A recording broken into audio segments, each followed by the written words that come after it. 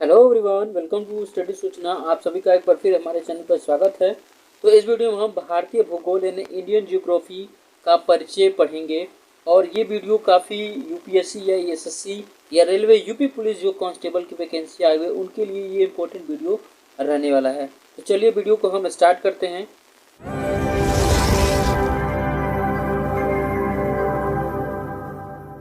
हम लोग स्टार्ट करेंगे इंडियन ज्योग्राफी में। तो इंडियन ज्योग्राफी की बात करें तो इंडियन ज्योग्राफी आप सभी लोग जानते हैं। आई होप दी ज्योग्राफी के बारे में थोड़ा बहुत आपको आइडिया जरूर होगा। ठीक है, तो ज्योग्राफी की बात करें तो ज्योग्राफी में सबसे पहले there are two type. Geography जो है दो शब्दों से मिलकर बना है, जैसे एक जियो और ग्राफी, एंड दो शब्दों से मिलकर ज्योग्राफी बना है। जियो का मतलब होता है अर्थ, जिसके पृथ्वी हम बोलते हैं, और ग्राफी का मतलब होता है अध्ययन, जिसको हम स्टडी बोलते हैं। ठीक है, यानी ज्योग्राफी की सिंपल तरीके से परिभाषा हम बात करें तो पृथ्वी का अध्ययन ही क्या कहलाता है, ज्योग्राफी कहलाता है। यानी study of earth is called as geography. ठीक है, तो सिंपल तरीके से जो ज्योग्राफी है हम दो पार्टों में डिवाइड करके इसको पढ़ेंगे, एक इंडियन ज्योग्राफी में, एक वर्ल्ड ज्योग्राफी में। तो सबसे पहले हम इंडियन ज्योग्राफी को खत्म फिनिश करेंगे, उसके बाद वर्ल्ड ज्योग्राफी को फिनिश करेंगे। ठीक है, तो सबसे पहले कुछ सामान्य जानकारियाँ हम ले लेते हैं। ठीक है, जो सामान्य जानकारियाँ हैं, क्या है सामान्य जानकारियाँ में सबसे पहले देखिए, जो ये हमारा जो अर्थ है, ठीक है, इसमें कुल कितने महाद्वीप हैं? कुल 7 कॉर्डिनेंट हैं। ठीक है, कुल 7 महाद्वीप हैं एशिया में। और कुल 7 महाद्वीप जो हमारा भारत है, उस भारत में कुल 28 राज्य हैं और 8 केंद्र शासित प्रदेश हैं। ठीक है, यानी जो कुल कितने स्टेट हैं? 28 स्टेट हैं। और यूनियन टेरिटरी स्टेट कितने हैं? 8। ठीक है, सबसे पहले बात करें तो इसमें जब 2019 31 अक्टूबर 2019 से पहले कुल कितने राज्य हुआ करते थे? 29 राज्य हुआ करते थे और 7 केंद्र शासित प्रदेश हुआ करते थे। लेकिन उसके बाद 2020 के बाद क्या हुआ कि इसमें दो राज्यों को जो दो केंद्र शासित प्रदेश से जम्मू कश्मीर और लद्दाख के रूप में डिवाइड कर दिया गया था। ठीक है, चलिए हम इसमें थोड़ा सा और फुलफिल करते हुए आगे बढ़ते हैं। भारत की एरिया के बारे में बात करते हैं। ठीक है, यानी जो भारत का क्षेत्रफल है वो लगभग कितना है? 32,87,263 किलोमीटर है ये भारत का क्षेत्रफल। ठीक है, और ये वर्ल्ड में कुल कितना क्षेत्रफल प्रतिशत करता है? यानी 2.4% जो है ये पूरे वर्ल्ड की एरिया के दृष्टिकोण से होता है। ठीक है, एरिया के दृष्टिकोण से भारत कितने नंबर पे आता है? कौन सा रैंक है जो एरिया के क्षेत्रफल के एरिया के दृष्टि से भारत 7वें नंबर पे आता है? ठीक है, कौन कौन से देश हैं जो कौन कौन कितने नंबर पे आता है? सबसे पहले रूस आता है। ठीक है, और रूस जो है एरिया के दृष्टि से सबसे ज़्यादा है। दूसरा कनाडा है। तीसरा चीन है। चौथा यूएसए है। पाँचवा ब्राज़ील है और छठवां ऑस्ट्रेलिया है। सातवां भारत है और आठवां अर्जेंटीना है। कुल 8 स्टेट हैं जो एरिया के दृष्टिकोण से सबसे ज़्यादा हैं। ठीक है, सबसे इसमें याद करने का एक शॉर्टकट ट्रिक है, एक चीन अब भारत आया। यानी एक चीन अब भारत आया, इस तरीके से हम इसको याद करेंगे। एक रुक का मतलब होता है रूस। ठीक है, क का मतलब कनाडा। ठीक है, चीन का मतलब चीन, अब का मतलब यूएसए, अब मतलब ब्राज़ील, आ मतलब ऑस्ट्रेलिया, ब से भारत। ठीक है, तो इस तरीके से आप इसको याद कर सकते हैं। ठीक है, चलिए पॉपुलेशन के दृष्टि से देखते हैं। तो जनसंख्या के दृष्टि से भारत क्या है, किस स्थान पे आता है? ठीक है, पॉपुलेशन के दृष्टि से जब 2011 की जनगणना हुआ तो उस समय कुल भारत में 121 करोड़ जनसंख्या बताया गया। ठीक है, यानी ये विश्व के कितना प्रतिशत है? 7.5% ये पूरा विश्व की जनसंख्या थी। ठीक है, और जनसंख्या के दृष्टि से भारत नंबर 2 पे आता है। ठीक है, इसका कौन सा रैंक आता है? 2 नंबर पे। यानी सबसे पहले चाइना है जनसंख्या के दृष्टि से, उसके बाद भारत है, उसके बाद यूएसए है।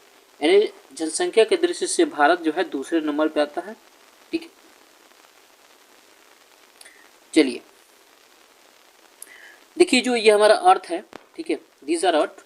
ठीक है, बीच में जो लाइनें होती हैं ये, इसको हम यूकेटर बोलते हैं। यूकेटर या भूमध्य रेखा जो 0 लैटिट्यूड 0 अंशांश पे होता है। ठीक है, लैटिट्यूड पे होता है। ठीक है, इसको यानी ये जो इक्वेटर होता है ये इसको हम बोलते हैं उत्तरी गोलार्ध और इसको बोलते हैं दक्षिणी गोलार्ध। ठीक है, दीज आर गोलार्ध, या नॉर्थ हेमोस्फीयर या साउथ हेमोस्फीयर जिसको बोलते हैं। ठीक है, देखिए ये जो लाइन है यानी जो उत्तरी गोलार्ध के बीच में जो लाइन है ये कर्क रेखा है। क्या है? Tropic of cancer. ठीक है, ट्रॉपिक ऑफ कैंसर यानी ये कर्क रेखा मानी जाती है। ठीक है, कुल 8 राज्यों से होकर गुजरती है। यानी जो हमारा भारत है वो कौन से गोलार्ध में आता है? ठीक है, सबसे पहला प्रश्न है कि हमारा भारत उत्तरी गोलार्ध में स्थित है। ठीक है, यानी जो ये उत्तर है ये दक्षिण है, यानी जो हमारा भारत है वो उत्तरी गोलार्ध में स्थित है। ठीक है, यानी ये जो लाइन है इसको बोल सकते हैं हम मकर रेखा, ट्रॉपिक ऑफ कैंसर। ठीक है, इसको भी, यानी ये जो मकर रेखा है, ठीक है, ये मकर रेखा कहाँ पर होता है? ये दक्षिणी गोलार्ध में होता है। ठीक है,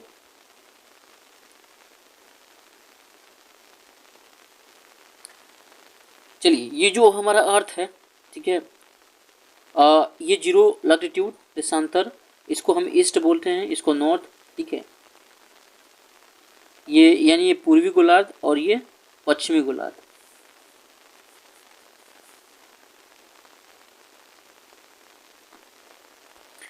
देशांतर के आधार पर भारत पूर्वी गोलार्ध में स्थित है। ठीक है, अगर देशांतर के आधार पर अगर हम करें तो भारत हमारा पूर्वी गोलार्ध में स्थित है। ठीक है, देखिए जो भारत हमारा है सबसे पर नॉर्थ स्टेट में, नॉर्थ स्टेट क्या है? नॉर्थ स्टेट में कौन आता है? हरियाणा आता है। साउथ स्टेट में तेलंगाना आता है। ठीक है, साउथ स्टेट में तेलंगाना आता है। वेस्ट स्टेट यानी जो वेस्ट है ये इलाका गुजरात आता है, और ईस्ट में आंध्र प्रदेश, ये ईस्ट में आंध्र प्रदेश, ठीक है, आता है। तो सबसे बड़ा सागर दक्षिणी चीन का सागर है। ठीक है, यानी साउथ चीन एशिया। ठीक है,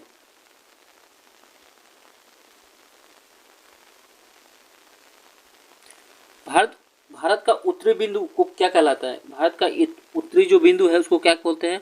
इंदिरा काल बोलते हैं, जो कि कहाँ पे स्थित है? लद्दाख में स्थित है, कि जहाँ देख सकते हैं इस मैप में। ठीक है, मैप में देख सकते हैं यहाँ।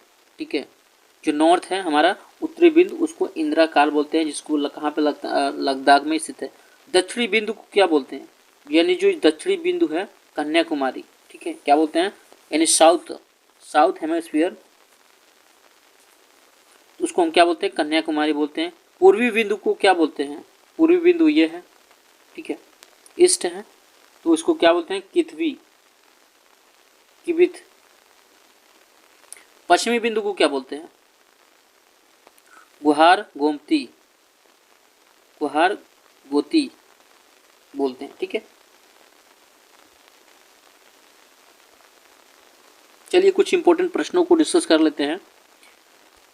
देखिए, दक्षिणी से उत्तरी भारत की भूमि को का विस्तार कितना डिग्री मिनट तथा साउथ उत्तर कितना है? तो इसका राइट आंसर आप कमेंट सेक्शन में बताएंगे। दक्षिण से उत्तरी कितना है?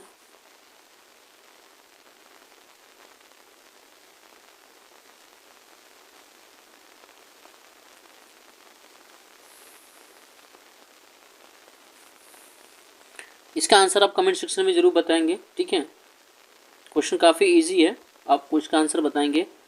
ये भी क्वेश्चन, इसका आंसर भी आप बताएंगे कि भारत पृथ्वी के किस गोलार्ध में स्थित है? साउथ हेमिस्फीयर में, या दक्षिणी गोलार्ध में, उत्तरी गोलार्ध में, या उत्तरी या दक्षिणी दोनों गोलार्ध में, या पश्चिमी गोलार्ध में? इसका आंसर आप कमेंट सेक्शन में बताएंगे।